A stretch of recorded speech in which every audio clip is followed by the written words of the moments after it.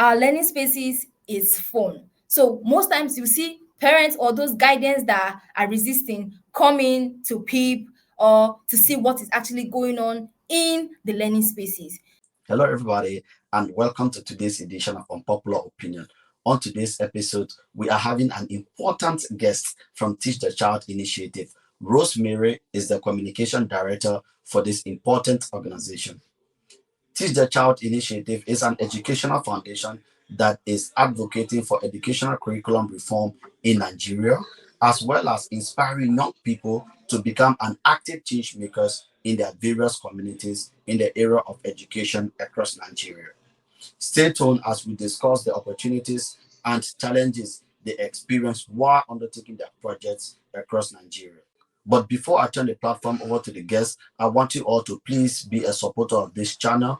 If you want to see better studio, if you want to see quality equipment in our studio, if you want to see better guests on this platform, I want you to please subscribe to this channel, like, comment, and share. You can also recommend topics that you would like for us to discuss in our subsequent podcasts, as well as you can recommend individuals that are doing remarkable jobs in their various countries. We will try our best to bring them on this platform to discuss the importance of their jobs they are doing in their various countries. Today's video is proudly sponsored by Magnite Clothing Brand. If you are living in Europe or in any part of the world and you need an African clothing, you can simply check them up on their Instagram page. The link is in the description of this video. Rosemary, you are welcome to Unpopular Opinion, and we are thrilled to have you on the podcast today. But before we start the show, can you please tell us, because I believe the audience would like to know who Rosemary is.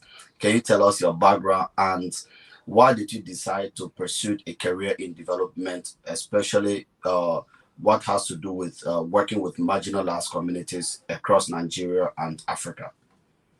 Hi again. My name is Rosemary Manuel, and I'm the Media and Communications Officer for Teach the Child Initiative. I am a development communication specialist. I studied political science as a first degree. And one of the key drivers for me that has pushed me to work in the development sector, I think it came from personal experience. Now, there are so many young girls like myself out there that do not have the opportunity to thrive in the 21st century. By that I mean the world has gone digital, and it is important that everybody be equipped with the essential skills and knowledge needed to thrive. Now, growing up, I was at the disadvantaged part of life. Let me use that. And that's because I wasn't equipped with the right foundational literacy and numeracy skills needed. And upon graduation, I got into the workforce, and it was very, very difficult to find my bearing. And then I began working in the development space, and it came from my passion. It was born out of passion to now help young girls like me and children like me that do not have this opportunity to be self-sufficient. Now, I was fortunate to come into the development space or the workforce, and I had mentors, I had people around me that helped me. But there are so many young girls out there that do not have this opportunity. So that's what fueled me to begin work in development space. I started as a volunteer. I started with lots of volunteering, started doing volunteering activities. Till now, I'm an ardent volunteer. So that's like basics about me. And I love working with kids. And at Teach the Child Initiative, our goal is to ensure every child out there has access to quality education. Thank you very much for that brief summary of your personal background. And, you know, Teach the Child Initiative is involved into various projects such as sexual reproduction, education, young youth empowerment, and all of that.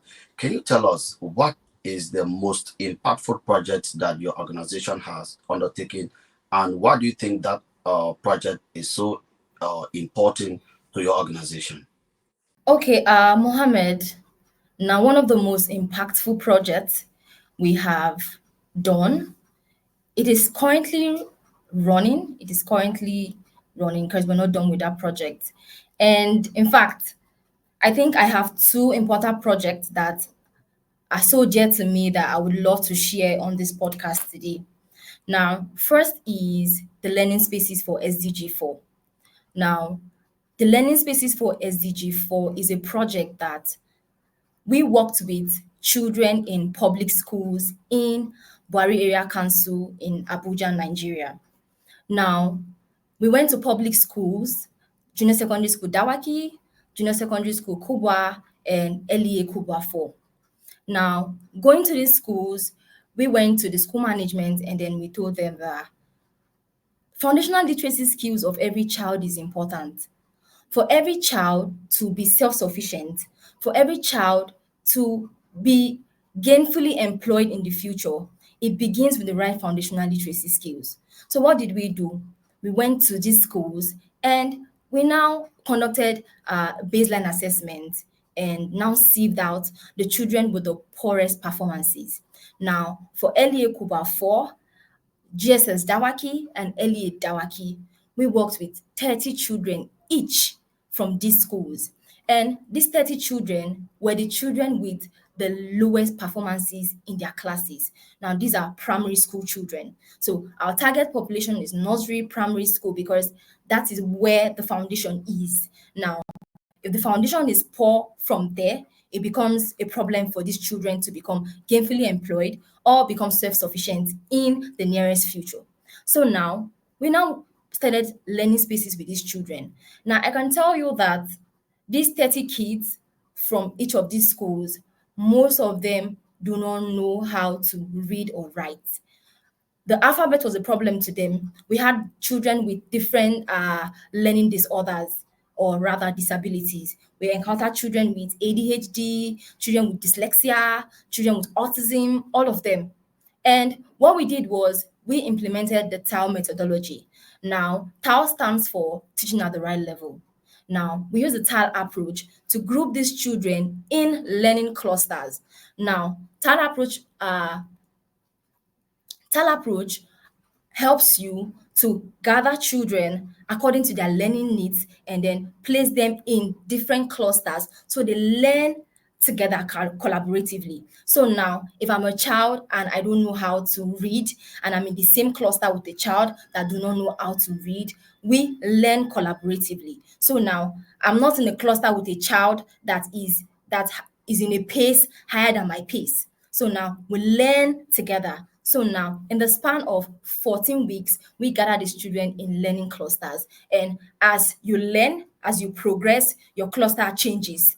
As you progress, your cluster changes. Now, so a child that is a slow learner continues to be in the cluster with a child that also is a slow learner as he or she is. And a child that has picked fast now transits to another cluster.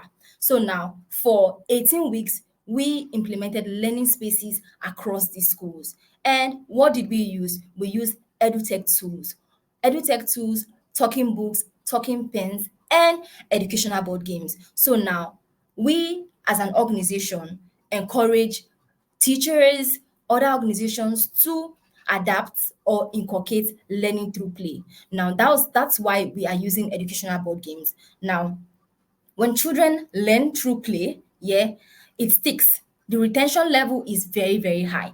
So now, over the course of 14 weeks in learning spaces across these three schools, we're able to measure growth. We're able to measure increase, and we could see the transformative power of tailored learning. This learning spaces is not conventional classroom. It is entirely different. So these children learned, played, we use energizers, we use talking books and pen transcribed in their native dialect. Now, so this a child that understands Hausa can also read or study in the Hausa language transcribed to English. So now, in fact, before we completed 14 weeks, in the course of 7 weeks, these children had their exams. And I could tell you, a child like Chinagorom that had 23.4 as an average by the after 7 weeks of learning spaces and she took exams, her average score soared to 75.6 in just 7 weeks. So now, Teach the Child initiative has used these methods, and at the moment, we are planning on scaling to other public schools and underserved communities. So children that are not getting it right in the school, the public school, because of, let's say, large number and all that, can now have access to foundational literacy and numeracy skills that helps them to become self-sufficient. So now, the second project that is making waves for us as an organization is the 100 Youth Project. Is one project that is also so dear to all of us here because of the traction we are gaining in Nigeria. Now, that is because we used, or we have been working with 100 youths across 21 states in Nigeria. And amongst these 100 youths, we have 10 script writers.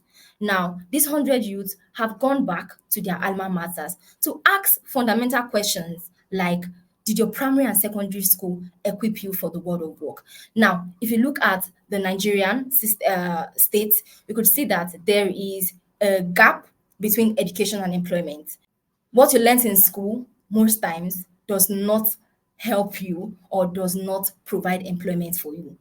Now, because of that, we looked at this problem and decided that we could try our best to advocate for an education system that equip youth for the world of work. Now, our goal is to advocate for curriculum reform.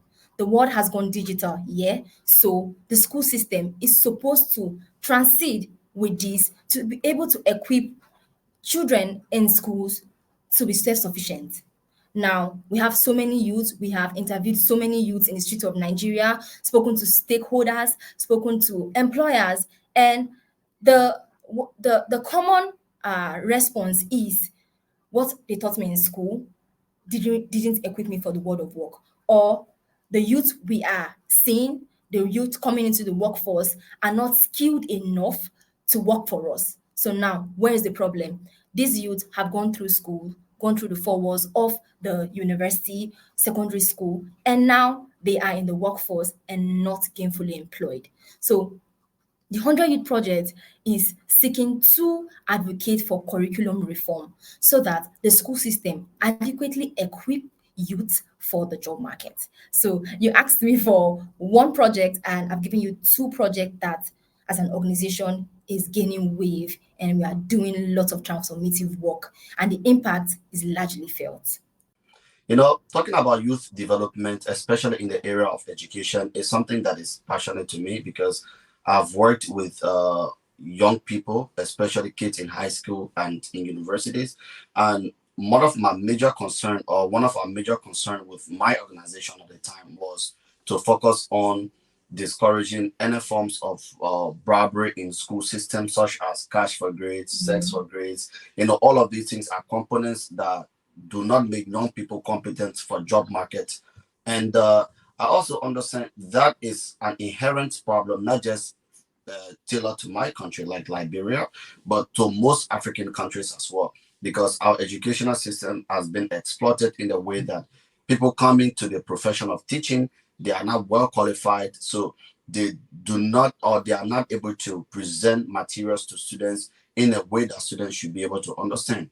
Because if teachers are able to teach, if the objective of these teachers is to teach the students to learn and understand or gain wisdom, I think it should not just be based upon students' performance in the tests or exams. There should be other indicators to measure the success of students. Yeah. I want to go to my second question. That is Teach the Child works in various areas such as education, human rights. And how do you think grouping all of this together helps young people or change the lives of young people in Nigeria? Okay, so firstly, Teach the Child is an education-based non-governmental organization, and our vision, our goal is that every child out there should have access to quality education. Now, our focus, like I just said, is education and youth development. So, from the projects we have been working on, we've been able to balance these together. Now, youth, like our project based on youth involvement, is one that aligns directly to education because we are trying to advocates for a society where these youths are gainfully employed. Now, hearing from youth, working with youth networks, we've been able to develop policy briefs that we have taken to the government of Nigeria, to inculcate in the Nigerian curriculum, because those out there already are already at the disadvantage. So what we did is to work with these youths to go back to their schools and then fix this problem. We know individually, as an organization, we cannot do it alone. So what did we do? We are leveraging on these youth out there, youth networks. Now, everybody in Nigeria knows the current employment crisis. And I'll tell you, the National Bureau of Statistics gave uh, a report in the first quarter of 2024, and the unemployment rate in Nigeria rose to 5.3%. As at the third quarter of 2023, it was around 4.0%. So as at this year, we saw an increase of 3%. And in fact, most researchers out there, most critics out there said that this figure isn't actually true, because currently there is lots of hardships, and because of that, so many persons, so many youths, so many individuals do not have jobs.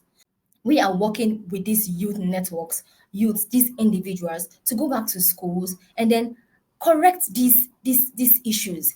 And another way we've tried to strengthen the capacity of our project is to work directly with teachers and stakeholders, because the sustainability plan of every project we are working on in schools lies in the hands of the teachers.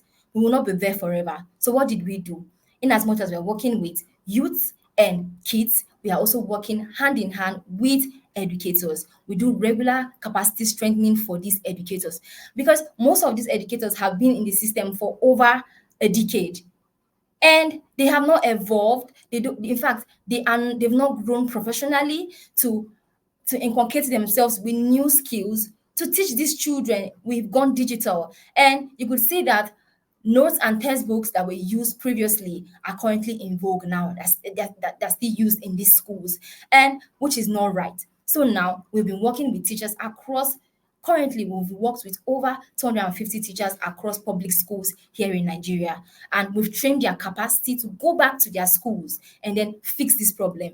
Not just that, we do monthly knowledge sharing. So it doesn't just end with the direct beneficiary. Now it goes round to the whole school and then affecting both people in the school and outside the school. Now, when these children go back home, whatever they are learning from the learning spaces, go back to their homes, go back to their peers in their environment, go back to youths they meet in their environment. And also, these youths we are working with also spread the word and then make it go viral. And then the impact is felt in a very, very large scale.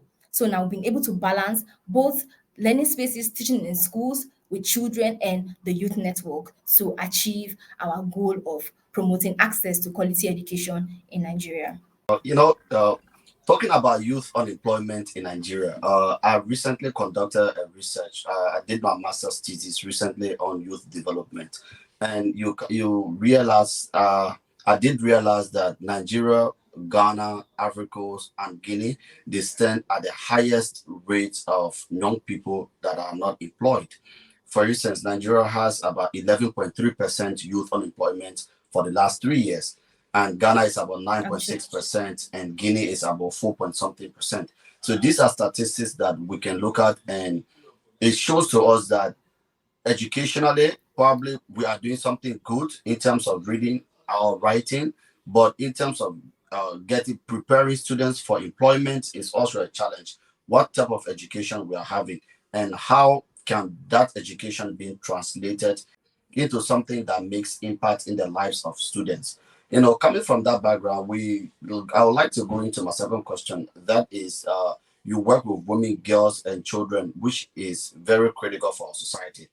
What is the biggest challenge that you face as an education organization, and how do you overcome all of those challenges as you progress in doing your work?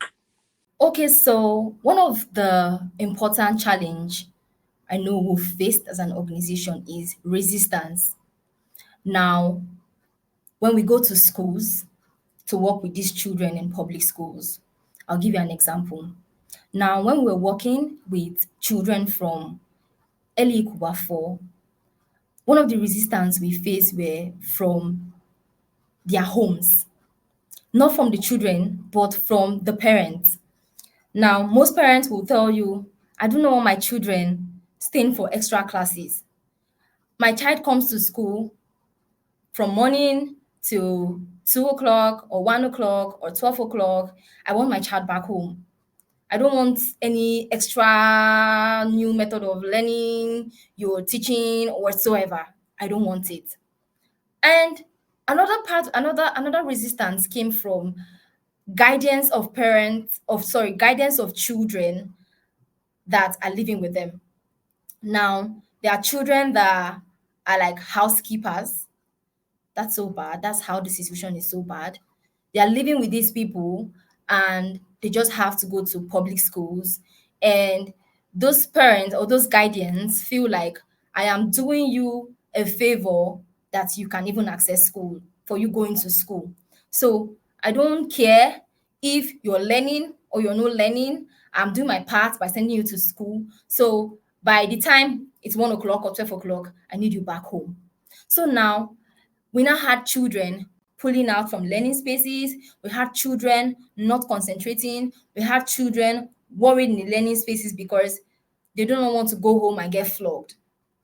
And at some point, it became a really challenge because these were the kids that really needed these learning spaces. They really needed this coaching, this tutoring. So in that situation, we only spoke to them, tried to convince them, buy in, while some agreed, some still were resistant. This is one of the challenges we face in schools, in public schools, in underserved communities. We see resistance from parents, we see resistance from guardians. They do not want their wards staying out of school and neglecting the fact that this is for the good of that child. So that is a resistance. I think one challenge we have faced in the learning spaces. But aside that, public schools in Nigeria have been cooperating because we have a very large network of kids in these schools. So because of that, it is very difficult for teachers to handle a class of over 100 children. So imagine a class of 100 children. One teacher cannot do it alone. Two teachers cannot even do it perfectly. So then, because of that, we got buy-in from the principal, school authorities, and schools in Nigeria have been cooperating. Aside the resistance from guidance, from parents, we've been doing fantastically in educating these children. All You right. talk about it. You talk about the challenges that you face, and the resistance that you face from the parents, and the cooperation of the teachers in various government institutions. I also want you to talk about the how do you overcome those challenges? That was the second part of my Okay. question. I'm going to be Okay. adding another. Okay, I'm going to be adding another question. That is, the question is, how do you inspire young people to become an active change makers in their various community? And what are some of the steps that you think young people should follow if they want to become change makers in their various communities? Okay, so I think I skipped the second question, so I will just start with that. How do we overcome these challenges? Now, what we did was to now do community engagement. Now, community engagement is key to every organization achieving the goal of their project. So now what we did was to now involve Parent Teachers Association. We went for PTA meetings, spoke to the teachers, the parents. We went, in fact, there were times we went house to house to speak with parents and then let them know that what we're doing is for the good of the child. And with community engagement and community involvement and visiting people and then advocating for this cause, going to local education authorities, the secretariat, like we did lots of advocacy visits, we did lots of engagement to get people to understand the importance of what we're doing. So now, with that, most parents that initially had reserve now began to cooperate. And one thing we did was our learning spaces is fun. So most times you see parents or those guidance that are resisting coming to peep or to see what is actually going on in the learning spaces. And we made the learning spaces a very, very safe space for these children. Like when you come to our learning spaces, you see us dancing, we are reciting alphabet and letters, we are dancing, we are doing energizers, we are spelling, we are playing games. And what we did was to make sure that these children were not hungry. They were not hungry. We had provision for food, everything. So it was a very, very comfortable setting, different from the classroom setting. So with all of these and community engagement and involvement of the parents and stakeholders, we now had a little bit relaxation in the resistance. So now parents or guardians that were resisting this change now began to come to terms with the transformative innovation. Now the edutech tools we're using, and the thing is, these children in the learning spaces go back to tell their parents what is happening. They go back to tell their classmates what is happening. And after 2 weeks or 3 weeks of learning spaces, we now had lots of kids coming to plead they want to join the learning spaces. We had parents coming to plead with the team to let their children, their wards, join the learning spaces. So that way, with these advocacy visits and community engagement, we were able to buy in and then preach the impacts or the importance of our project, our initiative to these people that were once resisting change. So now, your next question is, how do we inspire young people to be change makers? Now, I made a reference to the 100 Youth Project. It is one project we have used to inspire young people out there to be change makers, because the youth do not know the power they have. And if there's anybody out there that would get it right, it will be the youth. So now what did we do? We put out a call. And the call was, we were calling in uh, young youths, young change makers to come volunteer. And most of them did not know what they were coming in for. Most of them, like I told you, the unemployment rate in Nigeria is so high. So with every call, you have lots of people applying. And at this on this call, we needed lots of persons to apply because we needed them to be the movers of this change. So now we put out a call and we had over 100 change makers from different parts of Nigeria. Initially, the scope of the project was for the Federal Capital Territory, that is Abuja. But because of the overwhelming responses from youth across different parts of the world, we decided to enlarge the scope of the project. And now, when we had the first onboarding of these change makers, it was it was so mind blowing. I saw lots of young people ready to put in the work for the change that we need.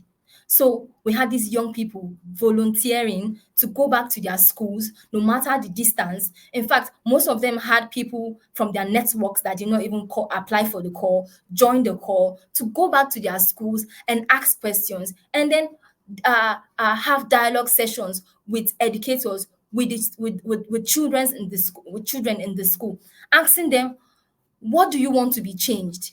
Telling them the world has gone digital, the world has evolved, and you need to evolve. Like most of the courses you are teaching these children at the moment doesn't tally with what is needed in the workforce. Now, what did we do? All the responses, all the feedbacks, everything we got from these change makers is being used to develop a policy brief for advocacy. And the goal is what?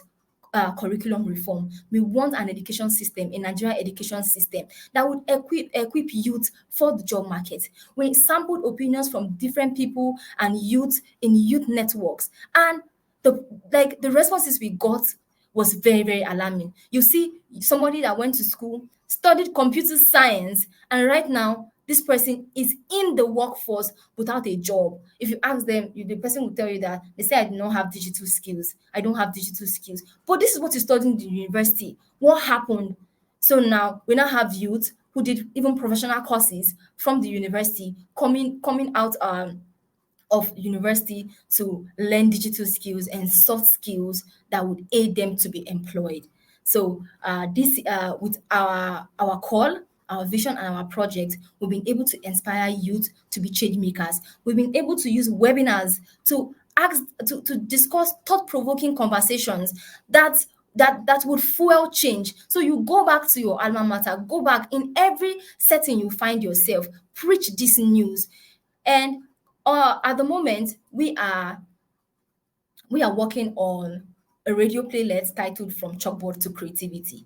And what this playlet is trying to tell the Nigerian population is there is a need for educational change. There's a need for innovative methods. How did we do this? We use youth. That's how we inspired youth to come and be on the radio playlet. These youth wrote the script, they voiced it, and hopefully by next week it will start airing on air. And now this script is supposed to reach more than 1 million homes in Nigeria. So this message gets to every nook and cranny of Nigeria, making sure that innovative learning is inculcated in our school curriculum, in the classroom, in the home. It doesn't even end in just the school, but every part of the society. This is being imbibed. So that is how we have been able to inspire young people. Thank you. You've answered my question. I want us to go to another part of our discussion. We've spent almost the first segment of our discussion on education. So I want us to go to part two of our discussion, which is gender based violence. Uh, I want to understand from your organizational perspective, gender based violence has become a pressing issue in Nigeria, not only in Nigeria, but across the sub region. And what are some of the practical steps that your organization, Teach the Child Initiative, is taking to address this issue?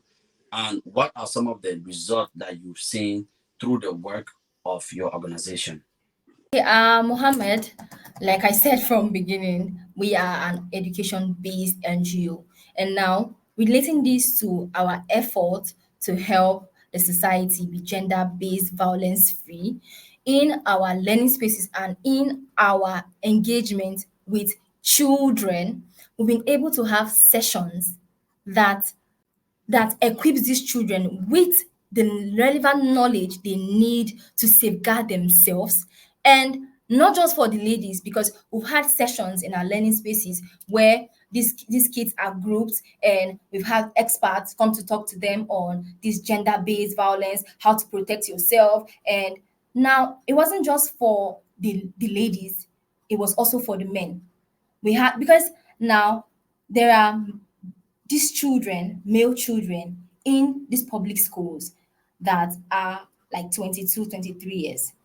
In our learning spaces, we had children, I won't call that boy a child, an adult of 22 years. Now, this boy came in from a state here in Nigeria where he was abused and came back to Abuja, came to stay in Abuja and got schooling, and he was a little bit aggressive. Now, because of his background, that's why I said our focus is foundational literacy. Catch them young. So now, when we catch them young at that stage where they are, it is very easy to correct anything that they have upstairs. Now, so we now began working on this boy and other male students in the learning spaces. Now, teaching them that the opposite sex is not a weak sex. The opposite sex is not a sex that should be dealt with. Everybody is equal. We are preaching equality, and even raising your voice at your classmate is not proper.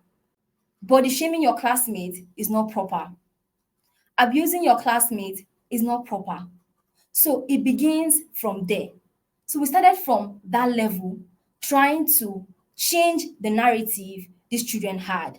And towards the end of the learning spaces, we had a session, a safe space, a safe space where everybody began to express themselves. Now, these were kids that when we started the learning spaces, it was difficult for these kids to even say their names or speak to their peer in the learning spaces. But at the end of the learning spaces, we had uh, boys apologizing to girls. I did this to you, and I'm sorry, it will never happen again. So we saw a change of heart. So our direction at which we are using to correct the ills of the society is to catch them young, is to start from the school system, from the primary school, from the foundational level. At that way, we are changing their narrative to act differently in the future. So that is the trajectory we are using to correct gender-based violence in our society. And I think that is the best at the moment because there's so many things on media, there's so many things flying around, there's so many things happening in the streets, and these children can pick that and then act upon it. So our method, our approach is to catch them young. And we've had health sessions, different sessions with professionals coming to speak with these children to correct any um, misinformation in their head. Thank you very much, Lauren. This will bring us to the end of our discussion. But before I take a leave of you, I would like to ask you a final question. Looking back to our conversation, what are some of the questions that you would have expected me to ask and I didn't ask? And what are some of the concerns that you'd like to address? Or what would be a final message to our audience before we take a leave of you? Okay, Mohammed, I think every question I expected you to ask, you have asked. And honestly, as an organization, we can only do little. And the only way we can do more is to collaborate with youth, youth-led organization, youth networks, different individuals in the society, stakeholders, educators, and all that. And that is the only way our message can go to every nook and cranny of the society. As an organization, our goal is to make sure that no child is left behind. Our goal is to make sure that every child in underserved communities and public school is not disadvantaged because of education. Our goal is to tailor learning to every child in a way that child will understand. Like I said initially from the beginning of my speech, I said we have edutech tools, talking books and talking pens transcribed in native language, so no child is left behind. So you will learn in your mother tongue. So my final word today is for all educators out there, all stakeholders out there, youths out there, to inspire change in every level they find themselves. Change change is not monopolitic. Everybody has a hand. Everybody has their part to play for us to achieve this change. And for Africa, everybody say Africa is at a disadvantage, but I don't believe that. I believe if we come together, put in the work, like what the child is doing, even at an individual level, you can effect change. So my final message is everybody out there, please be the change you want to see. And we'll have an Africa where every child have access to quality education. Okay, Rosemary. Uh, Thank you very much for that brief, and I'm looking forward to having more of this conversation with you. It's been a pleasure to have you on this platform. But before we take a leave of our guests, I want you to please be a supporter of this channel by liking, commenting, sharing, and making recommendation as to which topics that you like for us to discuss in our subsequent podcast. You can also recommend individuals that are doing remarkable jobs in their various countries. We will try our best to bring them on this platform to discuss the importance of their jobs they are doing in their various countries. And until we meet again, shalom.